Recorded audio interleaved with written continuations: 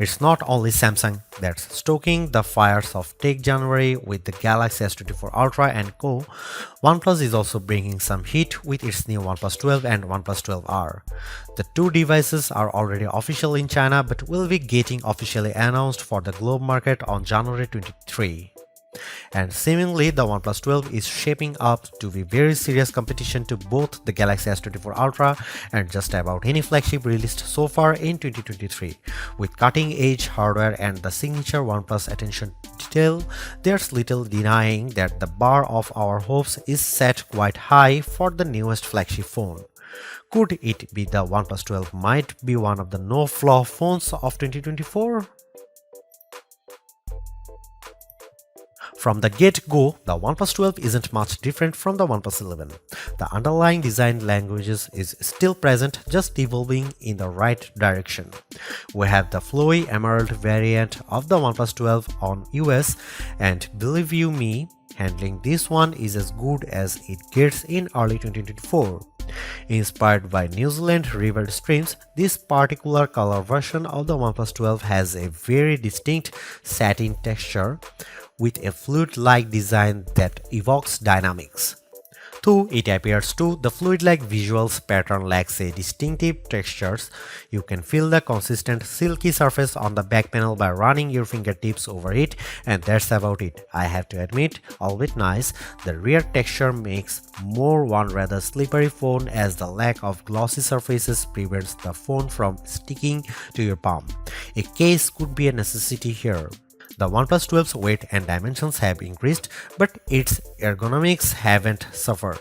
Due to the lack of flat edges and sides that dig into your palm, the curved back elevates the comfort. What's more, you are left with the impression of using a much smaller phone. The OnePlus 12 differs from the dominant majority of former OnePlus flagships when it comes to button placement. The volume rocker on the new phone is located on the right side, directly above the power button, where it is more ergonomic and is supposedly easier to reach. OnePlus trademark ring switch is located on the left side. Devoted OnePlus supporters will need to adjust to this change, but I can't imagine it would take long to get up to terms. The OnePlus 12 is the first flagship phone from OnePlus to include an IR blaster. IR blasters are often seen on Oppo and Xiaomi phones, and in all honesty, having a sensor of this kind has its practical advantages. Yet, it's certainly a surprising addition to the OnePlus 12's feature list. The OnePlus 12 comes with IP65 water and dust resistance, capable of withstanding low pressure water jets from any direction. Not as good as IP68, so dunking and prolonged contact with water best be avoided. The display is seemingly one of the areas in which OnePlus has invested a lot. For starters, there's a 6.8-inch OLED display with 1440 by 3168 pixel resolution, marginally larger than the one on last year's OnePlus 11. As with most previous OnePlus flagships, it is an LTPO1, which allows you to dynamically switch the refresh rate between 1 and 120 Hz for the ultimate scrolling experience. But what truly makes the OnePlus 12 such an intriguing device are the rest of the display specs. The device reportedly has one of the brightest displays around, capable of reaching 2600 nits of peak brightness. Such a bright display would be technically brighter than the fresh Pixel 8 Pro, which is capable of reaching 2400 nits. The upcoming Galaxy S24 Ultra, on the other hand, is rumored to hit 2600 nits of peak brightness, so the OnePlus 12 would still have a leg up there as well. The display is protected by Corning Gorilla Glass Victus 2, but in the line with long-standing OnePlus tradition, the OnePlus 12 also comes with a basic TPU screen protector pre-applied. No complaints here. Aside from the brightness, the OnePlus 12 seemingly has very high color accuracy. There's also a 2160 Hz PWM dimming for a nearly flicker-free display experience that shouldn't strain your eyes. There is also a BOE single pixel calibrating technology, which makes sure each display sub-pixel gets calibrated independently for a more accurate image. The OnePlus 12 comes with a new 50 megapixel camera powered by one of Sony's new camera sensors, the Light 808. A mostly similar sensor, the Light T808 powered the OnePlus Open's main camera and delivered very decent image quality, so we have our hope set high for the Light 808. However, the camera itself is slightly different. It's a bit wider at 23mm and with a faster f1.6 aperture too, while the OnePlus Open was tighter at 24mm and slower at f1.7 aperture. This means the OnePlus 12 could have a slight edge when it comes to low light image performance.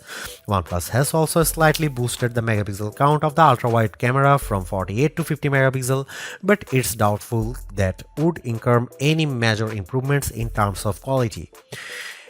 A trove of image processing and algorithm improvements is what could potentially improve the quality of the ultra-wide shots. Finally, the most importantly, a telephoto camera with 3x optical zoom is finally back on OnePlus flagships.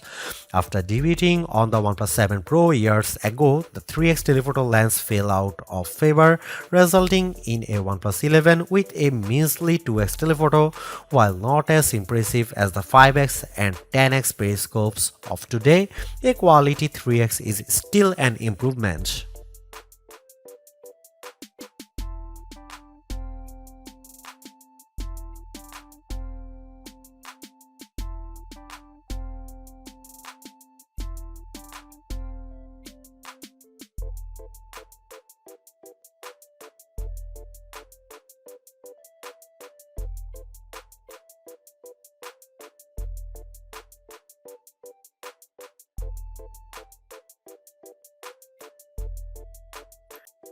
Being the fastest Snapdragon 8 Gen 3 flagship, it doesn't really have any similar powered competition just yet.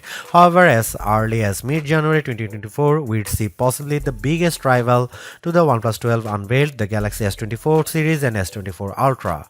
If you are counting current gen device as viable competition, then many can be major rivals. The Pixel 8 Pro as well as the S23 Ultra and the iPhone 15 Pro Max could pose as viable high-end and premium alternatives to the upcoming OnePlus 12.